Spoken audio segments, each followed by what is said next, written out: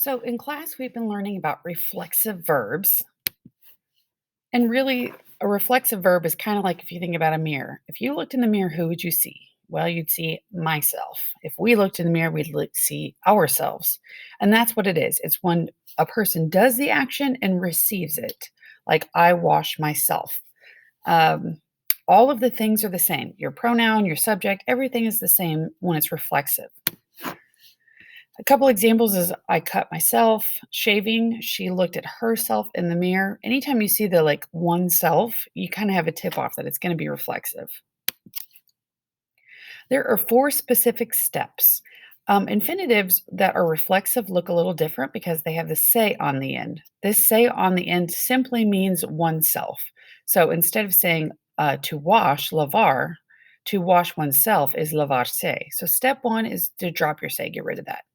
Step two, you're going to conjugate your verb like you've always done. So if you wanted to say, like, I wash, yo lavo.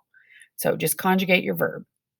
Step three is to decide on your reflexive pronoun. Which one's the correct one? Remember, it has to match your subject.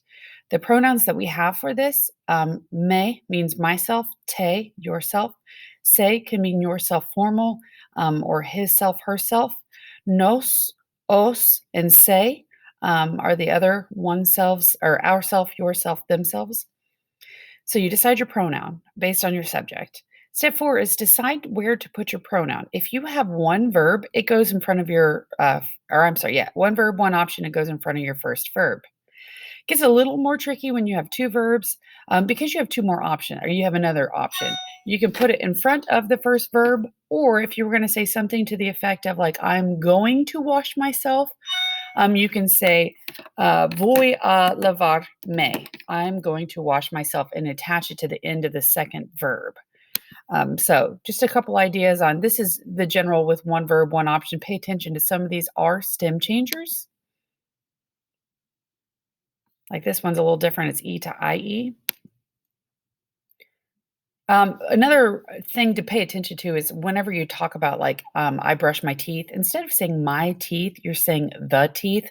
They don't do more of the like possessive adjectives. My shoes. The child takes off her shoes. It's like the child takes off a pair of shoes.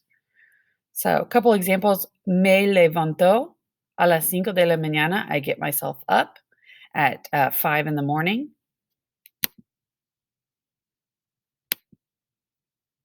I have a couple of options for you to practice on seeing a video where it explains it, um, some songs to help you memorize the order of operations for it. If you remember the four steps, you're pretty much golden.